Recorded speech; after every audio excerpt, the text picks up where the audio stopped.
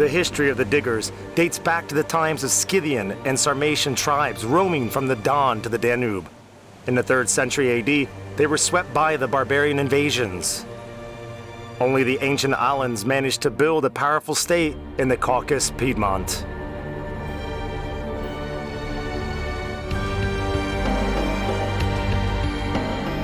The modern Ossetians are direct descendants of the ancient Alans. They are divided into 2 ethnic groups, the Irans and the Digors. According to the 2010 census, only 223 people called themselves the Digors. Do you know what herb it is? It's called gangali. You can bend it like this, peel it, and eat. During the famine, they used to eat it. Try it.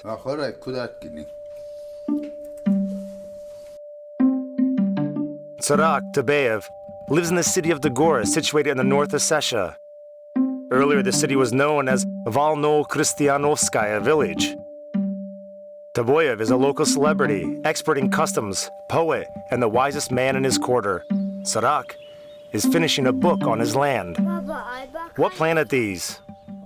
These? My grandpa. The other ones? Me.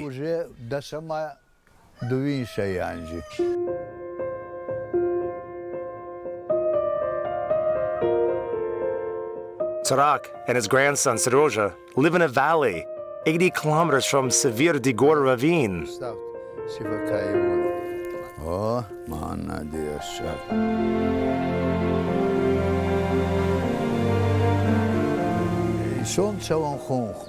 Tomorrow, we're going to the mountains, to the place where our people came from. We're going to travel far, but you'll see how our ancestors lived.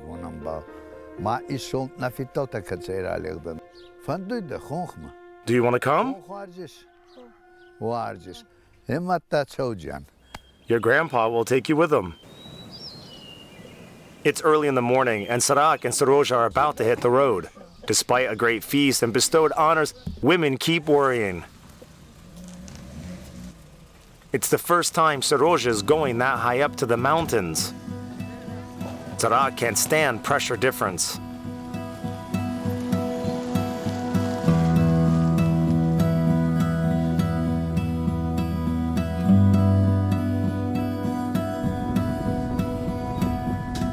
Sarak's friend is Kim Kibizov.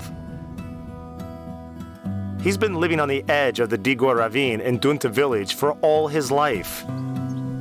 He used to work as a driver, he built a home, and brought up his children. He owns his land like any peasant, with one exception. It's very hard to survive in these places, because soil is very poor. All Kim's neighbors have moved to the valley where it's easier to live. Here in the mountains, Kim grew up together with Sarak, who used to visit his great-grandfather. Kim and Sarak haven't seen each other for 10 years now, separated by distance and routine. Long time no see. Sarak, today, this is a serious man. He's done a lot of good things.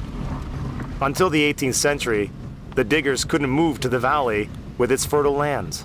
They were locked in the mountains. They didn't have a right to move. They belonged to Kabardino princes. The Tsars did us a favor.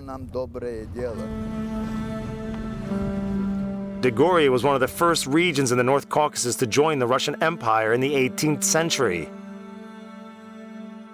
Liberated from Kabardino princes, the Digors from the ravine started moving to the valley where their ancestors once lived.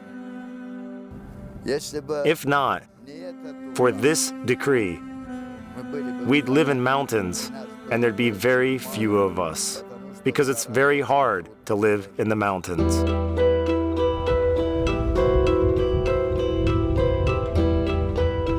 Two villages were founded in 1852 on the flatland before the Digor ravine, Volno-Kristianovskaya and Volno-Magometanskaya. The first one for Christians, and the other for Digors converted to Islam during the Kabardino rule. Now they're called Digora and Chikola. one more part of the Digors didn't want to move to the valley and stayed in the mountains. The Caucasus peaks are getting closer now. The road starts meandering. St. George welcomes travelers at the entrance to the Digor ravine.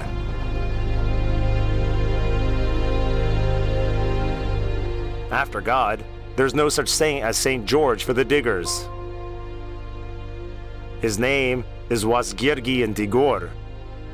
At every table you can hear prayers to him. Wasgirgi, patron of warriors and travelers, is an exceptionally male saint. Women are not allowed inside these sanctuaries. The Nar sagas mentions St. George, and the sagas about him are older than what Christianity says about him. In the local epos, a young man killing a serpent turned into a powerful bearded hero flying a three-legged horse. It's related to the three-legged sacrificial table and pies with 3 corners. Even numbers are associated with bad luck in the local rituals. A legend blames Tamerlane for the tragic fate of the Digors' ancestors.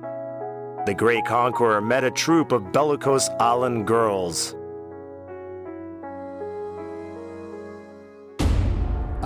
They were marching and saw the Alan girls with musical instruments, dressed up.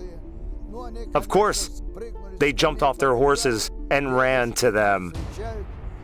But the girls put their musical instruments aside, took arrows, and killed them all. Then Tamerlane said, "Destroy all the Alans, from children to the old." In the beginning of the 14th century, the Alans did fight against Tamerlane. Their opposition nearly led to the Alans' complete extermination. A simple woman from Zadalesk village collected orphans who survived the invasion and breastfed them in a cave. Legendary Nana, which is mother in Digor, is worshipped all around the Caucasus. Just imagine, there were dozens of children of different ages here. And when she left, she used to cover the entrance with branches so that the enemy couldn't see. That's where the Digors came from. Children then moved to a bigger cave that was higher up in the hill. It's hard to count how many sacrificial animals have been eaten here by them and their successors. What we know is that the people survived. I'm waiting. God knows I am. I'd like him to spend here however long he can. A month, maybe 2, maybe a year. Kim is preparing for the encounter while Sarak and Seroja are slowly going up. 78 years. My children support me, so I want to do something more. Not only are Sarak and Kim childhood friends, Kim lives in the place where Sarak's clan came from. Kim is a guardian of history. Kim living here means that these places still have a master. The most important thing is that there's a negative attitude to this place. Now, we have everything. We have pastures, we have what to stock up and what to plant, but there's nobody here. Kim's solitary thoughts are interrupted by Sarak's car. It hardly clears the last obstacle.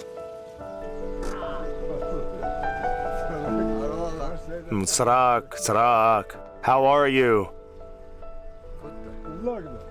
Hello, boy. Come here. Welcome the guest.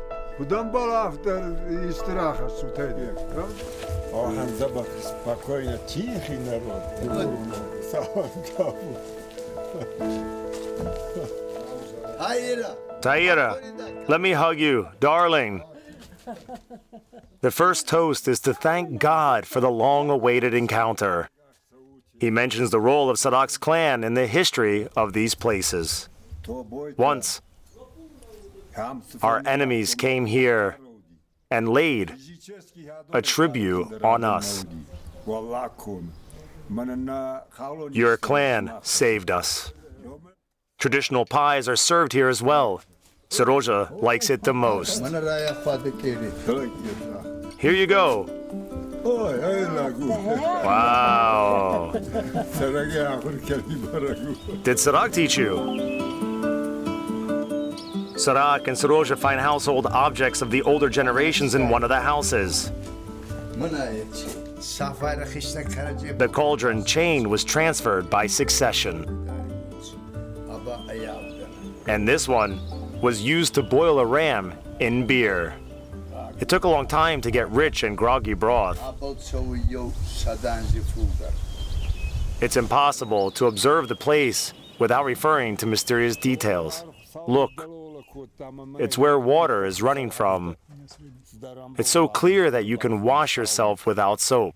In the old times, women used to wash clothes there, but suddenly skies turned black in the middle of the day and a whirlwind took a girl to the sky.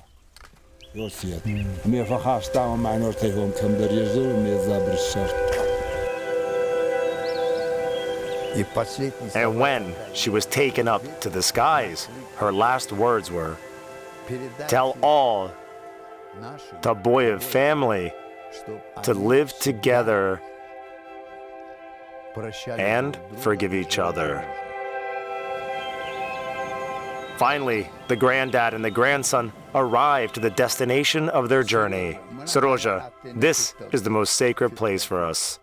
Here was the house of our ancestors and their ancestors. It was tall and sound. Many years ago, we moved from here to the valley.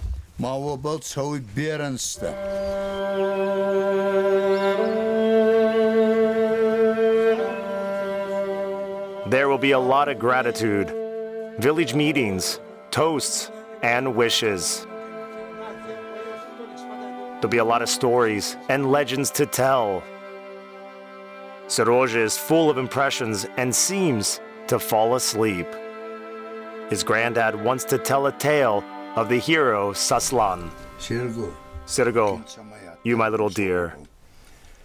Narts were strong people, but the strongest among them was the hero Saslan.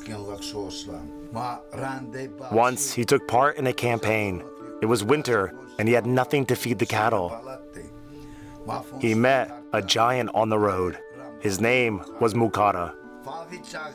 Saslan came up to his house and put a pole inside. Like a bolt from the blue, a sword appeared and chopped the pole. Then Saslan took the magic sword and cut off the giant's head. Sleep, my darling.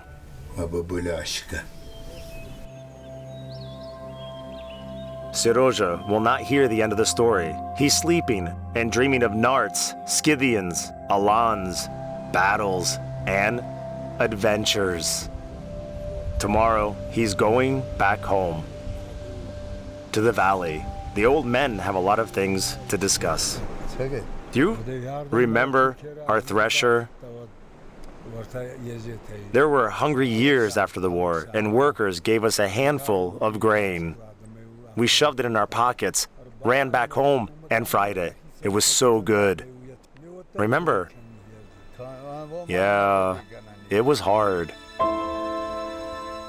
What's even more important for Sarak and Kim is to have a moment of silence together, for not only friendship unites them, but also a common grief. Each of them lost 2 children. Only fathers who lost their children can understand each other in the silence of mountains.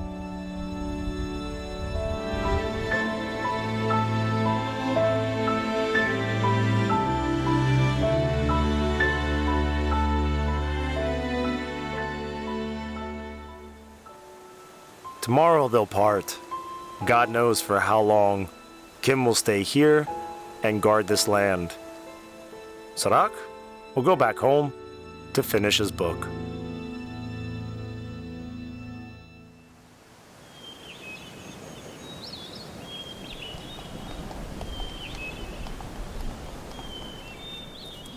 Grandpa, look how beautiful it is.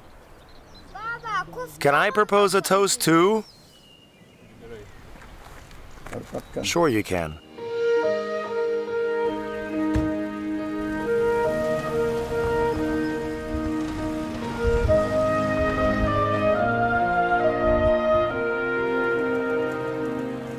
Bellicose, nomadic Scythians are part of history now, as well as the Sarmatians and the Alan Kingdom. Kabardian princes and the Russian Empire, it's all gone. But the Digor language still lives on, despite bans of the Stalin times and official oblivion.